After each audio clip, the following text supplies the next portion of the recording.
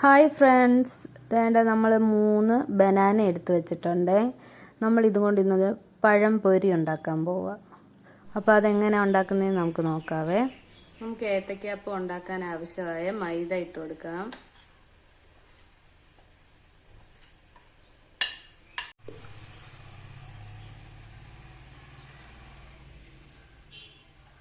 മഞ്ഞൾപ്പൊടി, കുറച്ച് അല്പം ജീരകം ഇട്ട് കൊടുക്കുന്നുണ്ട്. നമ്മള്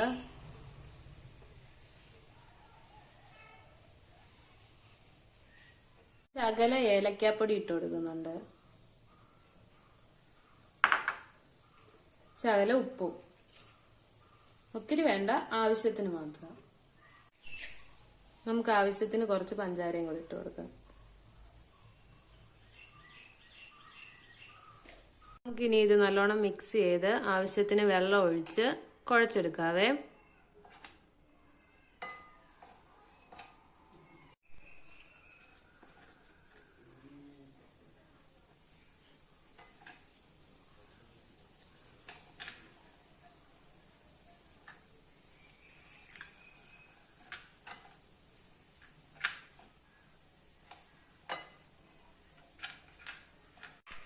അങ്ങനെ നമ്മളിതെല്ലാം നല്ല രീതിയിൽ കുഴച്ചെടുത്തിട്ടുണ്ട്.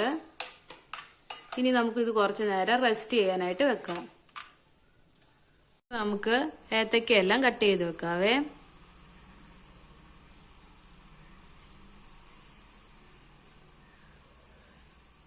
നമുക്ക് ഏത്തയ്ക്ക രണ്ടായിട്ട് മുറിച്ചിടാം.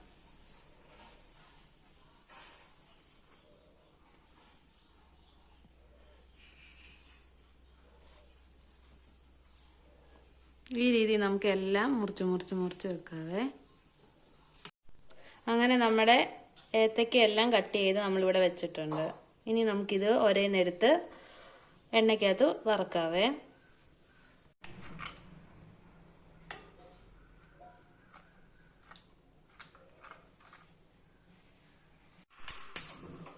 അങ്ങനെ നമ്മൾ പാൻ അടുപ്പിൽ വെക്കാൻ പോകാം.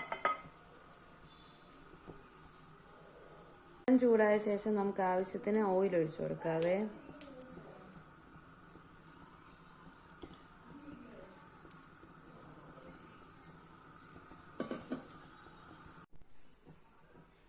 നമുക്കിനി ഏത്തയ്ക്ക എല്ലാം മാവിൻ്റെ അകത്ത് മുക്കി വെക്കാവേ.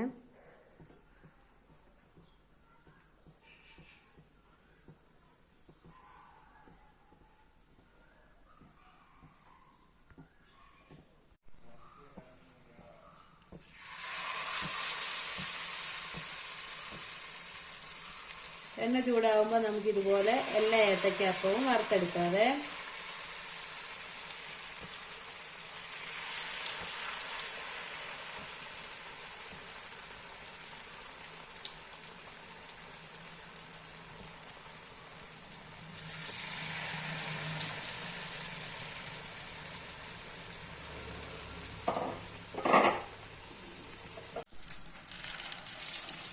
നമുക്കിനി ഇത് കുറേന്ന് തിരിച്ചിടാവേ.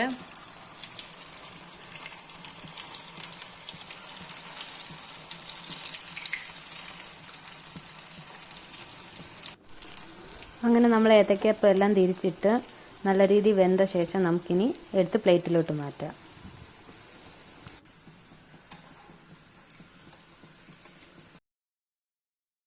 അങ്ങനെ നമ്മുടെ ഏത്തയ്ക്കാപ്പം റെഡിയായി കിട്ടിയിട്ടുണ്ട്. നമുക്കിനി ഇത് ബീഫ് കറിയും കൂട്ടി തിന്നു നോക്കാം. അടിപൊളി ടേസ്റ്റാണ് കേട്ടോ. എല്ലാവരും ഒന്ന് ട്രൈ ചെയ്ത് നോക്കണേ.